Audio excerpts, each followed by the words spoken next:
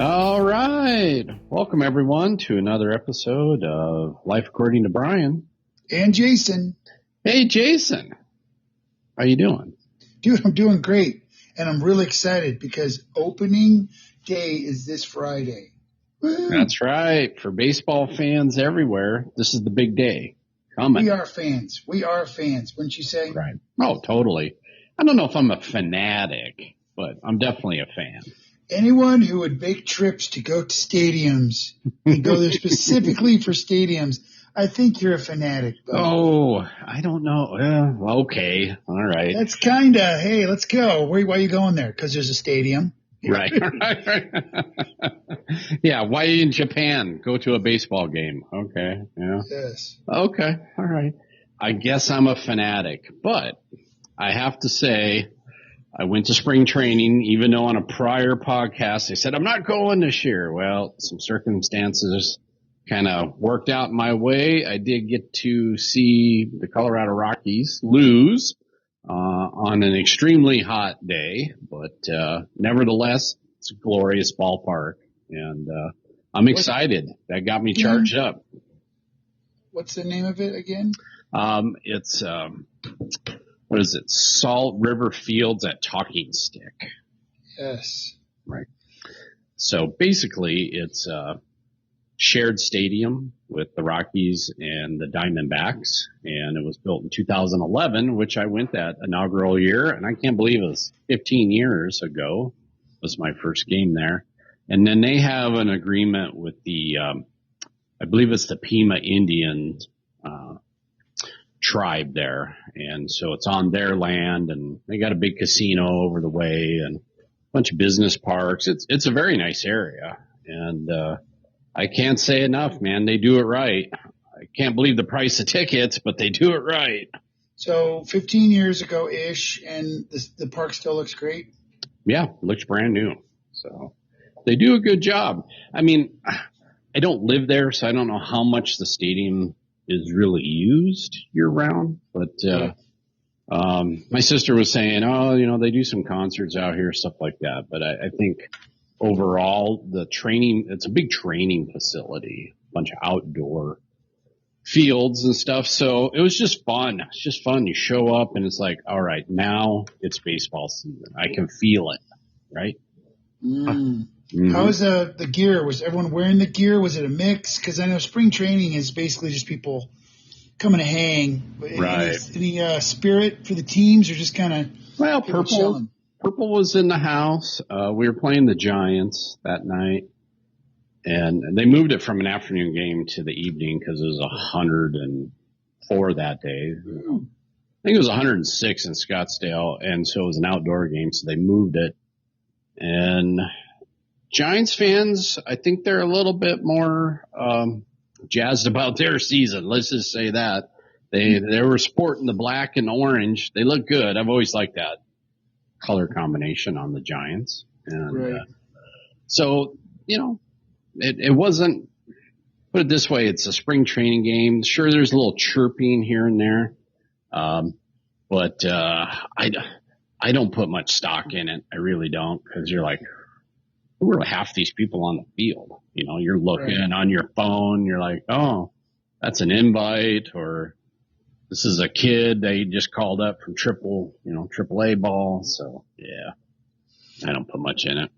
Yeah, the Rockies have done good in spring training, but you were saying, people are trying out scenarios, groupings, and stuff. Right. Right. But the real deal starts Friday, Brian. Have you ever been to an opening day game? Sadly, no. I would agree. I am a sadly no.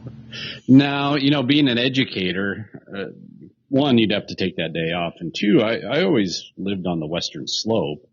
And, I had those 3 years I lived in Denver. But the stars never aligned. How about you? I thought you were getting close to going. I have gone to a day two. Oh, day two. I've gone to a Saturday where it's much, the energy's kind of down. Of course, the Rockies, Hope Springs Eternal. That was maybe a couple years ago where I got that chance. But But it's a new year. Hey, we got new, returning new manager, Warren Schaefer. We got Walker Monfort taking over from his dad to kind of right the ship, not full power, but pretty darn close. And DePodesta is on to try to change up things. And Moneyball guy. Yep. Yes. I will say this. For years, Brian, we have been crying for just outside influence of any kind. And Walker did do that. Now, how it pans out, we don't know. But I give him 1 point for you for getting some people outside. You know, not just the in crowd, the people who've been in there. So what do you think? I kind of feel they're making some of the same mistakes. They're putting Kyle Freeland on opening day again. And it's like, really? We've seen this show and it's not worked out well. And, so to me, first day, I get it. It's a long season. He's the hometown hero, but I'm looking at the picks that for pitchers that they picked up. Yep. Other than the Japanese pitcher that they picked up out of, he's actually Yuki Sugano. He's fresh from overseas. He looks good. The rest, I don't know. These were not winning pitchers, seasoned pitchers from other clubs. And then they got a bunch of new kids. And so I'm not impressed. I thought a Moneyball guy, not that we'd buy big names, but there would be some kind of stats going out, some kind of, hey, this is the reason we're making these changes. Look at what we're bringing to the club. It's crickets, and then I'm looking at the roster. I don't know. And I think the batting's going to be better. But Jason, as you know, you can't out-hit poor pitching. You just can't. No. So they try in Coors Field, but yeah, Hunter Goodman, catcher. I actually really love him. It's a great story. All-star. Right. TJ Broomfield is first base. Willie Castro is second. Kyle Karros at third. Shortstop is Ezekiel Tovar, who was hurt, and hopefully he can stay good. Left field, Jake McCarthy. Center field, Brendan Doyle. He needs to stay healthy and good. Right. I like Doyle. Jordan Beck. I like him. Right field. Yeah. Man, he is a solid, good dude. And then Mickey Moniak. Everyone just loves to say his name. Old school. Yep. So a few names, but I think it's a solid lineup if you want to play 400 ball. Sorry. The division, the division we're in, you can't go from several 100-game losing seasons. Yeah. It's going to take time. It's going to take time to claw out of that hole. Right. And I see that. I mean, when you're looking at the dollars spent, Rockies are towards the bottom. I think they're ranked to number 25 out of 30 teams on money. Obviously Dodgers are up there. They're number one. And, they're spending close to $300 million. I think it's like, almost $400 million. Excuse me. And the Rockies are spending roughly $105 million for the whole team. So you can see the disparity there. And that's probably why we're picking up pitchers from other teams that they didn't want. Well, I was hoping they have a little bit and pick up as you go. Sensatella is still in the rotation. He's okay, but he's way past his prime, dude. Yeah, he's from the age. He just pitches batting practice. I'm sorry. I watched him last year, the year before. And I don't understand. I know he's under a big contract. I think that they signed years ago. And that seems to be strangling the Rockies. There's some of these past contracts from previous, admin, previous managers, that whole thing, especially the Chris Bryant, so. I think he's got heavy legs again, dude. He's not even on the active. Well, they're on the hook for, I don't know, still Millions. $82 million, and he's not playing. Right. Yeah, they paid him to this point to play 400 games. He's played roughly 100 for that big contract. So it's ugly. Yeah, so I know I know it's kind of a typical Rockies story of you're kind of at your limitations due to some contracts overhanging your head, on the money you can spend as a team. So, yeah. Yep. Chase Dollander, he has little flashes, but other than that, man, it's a bunch of new people. Yeah. I think he did something last year. Right. I think they had a lot of hopes with some young guns, especially like Zach Green, but they didn't call him up, and there's a few others players that they've put in development for years and they're not bringing up. And that's one of the criticisms when you're looking at the journalists out there is that, the ability to your farm system for the Rockies seems to be subpar, You mean Holiday's kid is going to have a hard time? What? Well, yeah, he's got at least a year and at least more probably. And, yeah, that's unfortunate. Everyone would love to see him up, but the Rockies are, loyal to a fault. I was looking at the coaches and stuff, and, the Vinny Castilla is still special assistant to the general manager, and so is Clint Hurdle.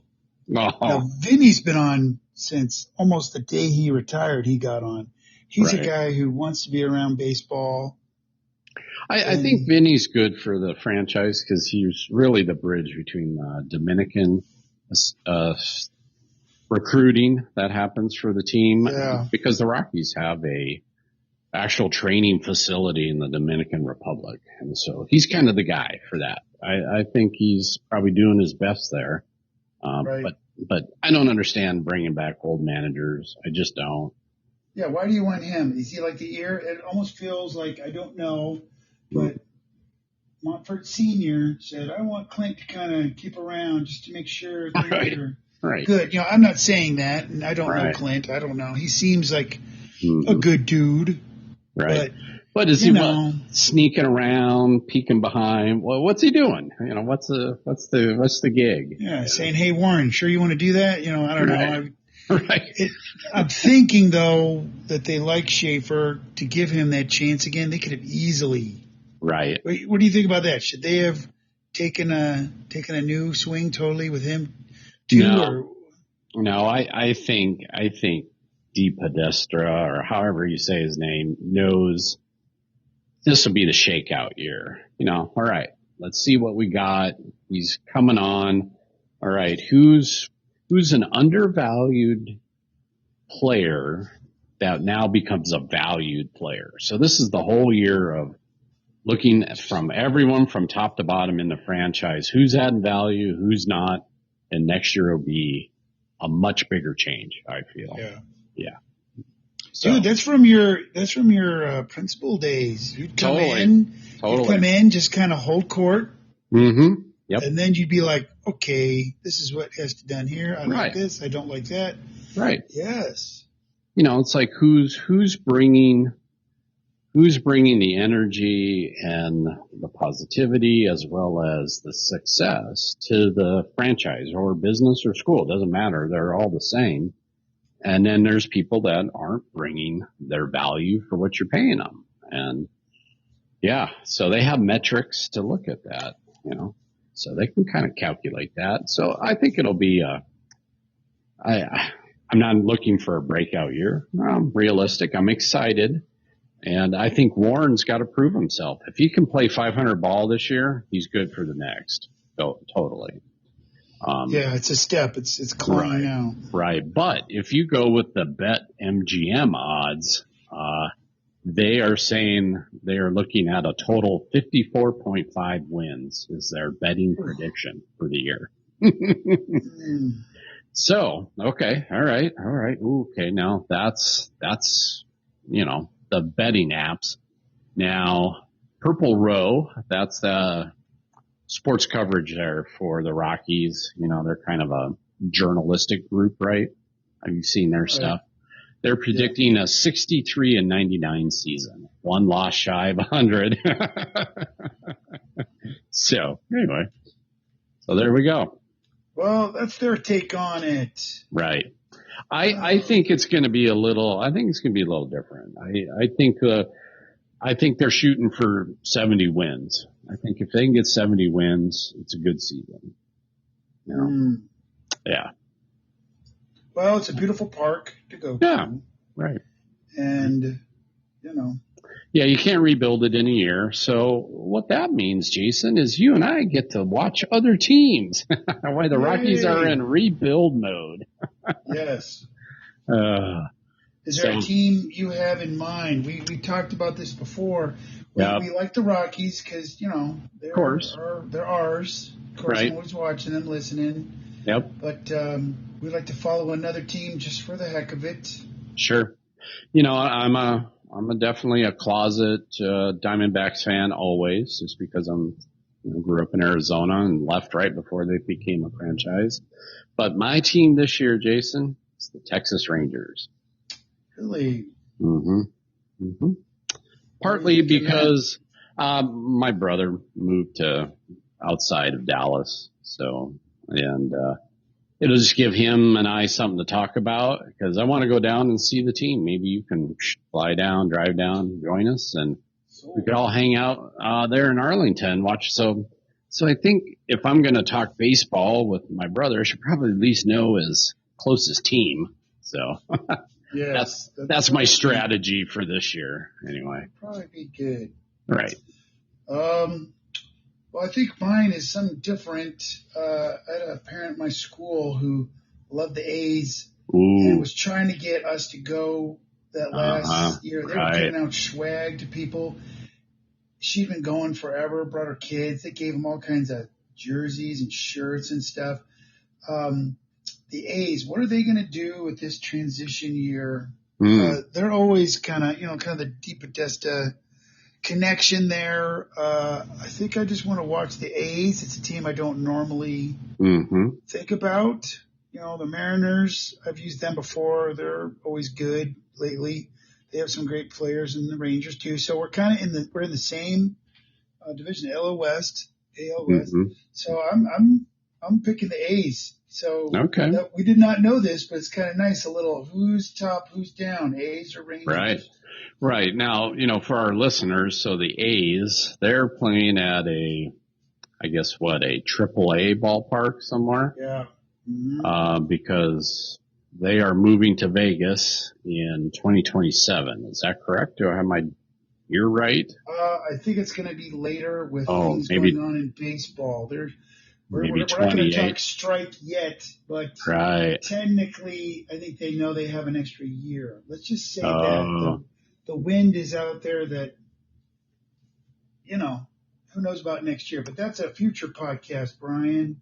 Wow. Look at you talking. I know this rumbling of a strike going to overshadow or hang over the heads of Major League Baseball all year, isn't it? And I think it's coming. But anyway, so I think they have a little time. I think they're going to, they're going to. Right. I just want to see how can they do with all that upheaval. That'd be a good. Right. Like the football, the 30 for 30 or. Right. I can't remember what that is. You know, they follow the team. That'd be interesting. Sure.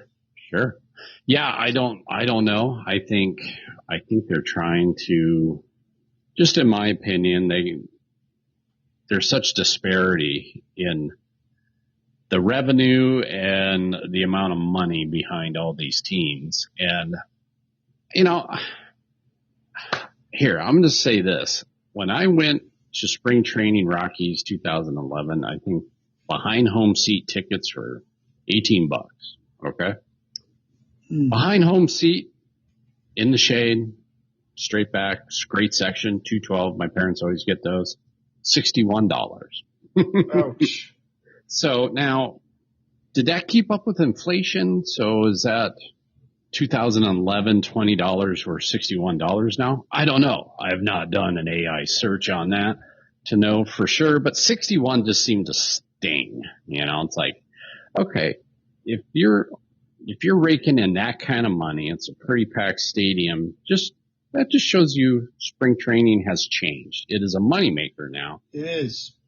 You know, which is why there's a possible problems with work stoppage, man. It's all money. Hey. Money. Right. Yep.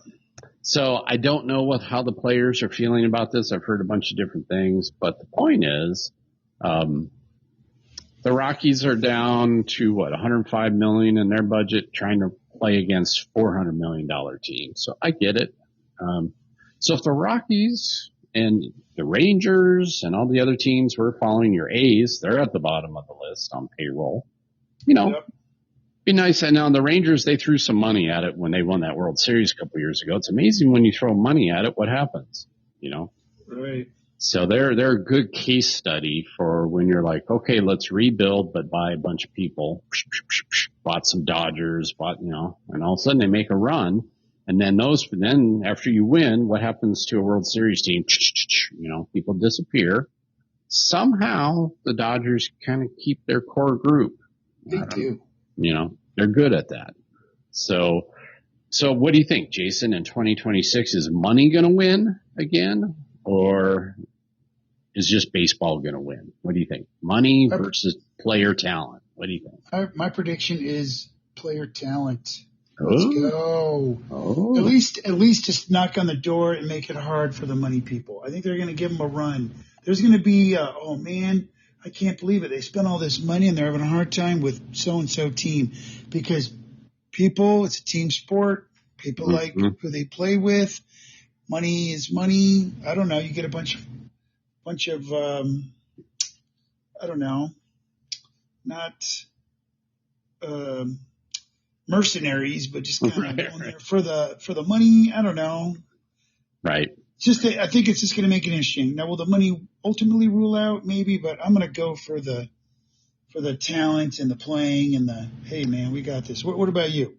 I agree. I think you've been a Tampa Bay Ray fan for decades. Yes, I have. They're a classic example of no money, great success. And whatever they do, whatever their magic is, if I was, say, the Rockies management, I'd be like, can I get a spy to go hang out in Tampa Bay? Say, what the heck are you doing? They are the 29th this year, coming up. They're the 29th highest paid team out of 30. So they're spending less than $100 million, $96 million. I tell you what, they'll be a good team, just like every year. They bring it to the Yankees. They play hard. They play in one of the toughest divisions, and so do the Rockies now. So it's like, okay, there's models out there. There's examples out there of playing good ball with lower money. What's the magic? What's the formula? And I think that's maybe a good topic for us to kind of study throughout the year.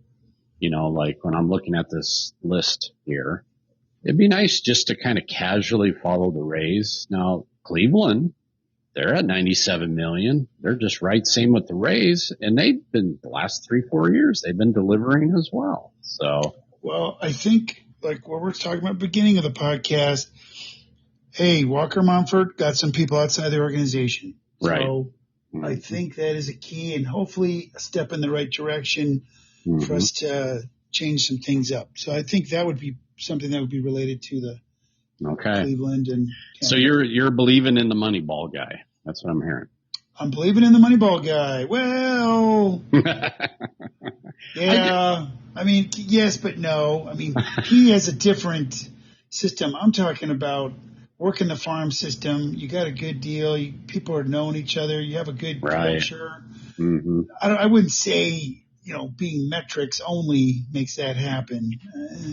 But he's changing it up. The Rockies are trying to change it up. Host brings eternal, and opening day is this Friday. Yay, that's right. Guess what, Jason? What? Hey, we are out of time, dude. So I like your predictions. I do. I think you're a smart man. You listen to Denver radio a lot on sports, especially the Rockies, and I think you had a more positive take than I did. Hey, well, I'm living in the land of milk and honey here, so we're like, come on. So we'll see. All right. Well, thanks, everyone, for joining us on this episode of Life According to Brian. And Jason. And remember, leave us a comment. Find us on Spotify. Find us on Apple Podcasts. And thanks for listening. Tell a friend. See you.